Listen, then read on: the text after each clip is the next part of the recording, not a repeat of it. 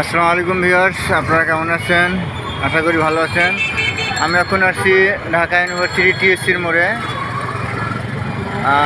Hello বন্ধুরা, অনেকদিন পরে আমি ঢাকা ইউনিভার্সিটি টিএসসির মোড়ে আসলাম। সে টিএসসির মোড়ে এসে একটা ভিডিও করতেছি। আপনাদের যদি ভালো লাগে একটু লাইক করেন, কমেন্ট করবেন। আর ওই উপরের অংশটা দেখছেন, এটা হলো মেট্রো রেল। এটা ঢাকা ইউনিভার্সিটি, এটা সারা দিন রাত সমান। এখানে আপনি রাত বলতে কোনো কথা নাই,